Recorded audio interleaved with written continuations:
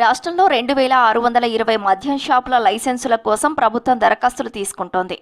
అయితే ఈసారి అనుకున్న స్థాయిలో అప్లికేషన్లు రాలేదని తెలుస్తోంది. ఈ నెల 18 నాటికి 89,344 దరఖాస్తులు మాత్రమే వచ్చాయి. గతంతో పోలిస్తే ఈసారి అప్లికేషన్లు తగ్గాయి.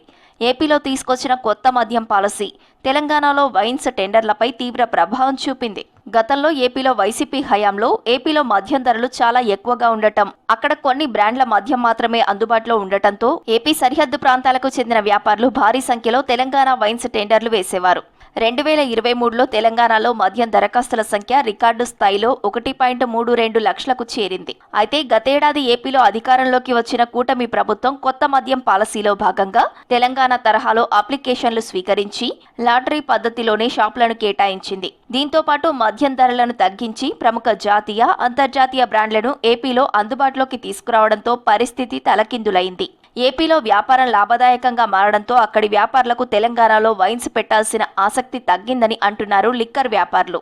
దీంతో రాష్ట్రంలో వైన్ షాపులకు వచ్చే దరఖాస్తుల సంఖ్య భారీగా తగ్గింది. ముఖ్యంగా సరిహద్దు జిల్లాల నుంచి వచ్చే దరఖాస్తులు తగ్గినట్టు తెలుస్తోంది.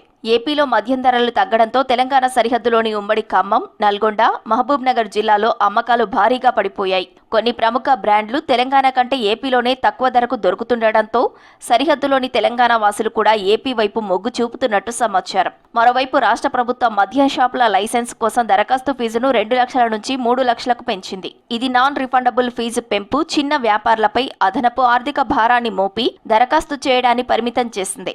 దీంతో ఈసారి దరఖాస్తులు లక్షలోపే వచ్చాయి. కేవలం 89,000 దరఖాస్తులే రావడంతో ఎక్సైజ్ శాఖ అనుకున్న 4,000 కోట్ల ఆదాయ టార్గెట్ను చేరుకోవడంపై ఆందోళన నెలకొంది.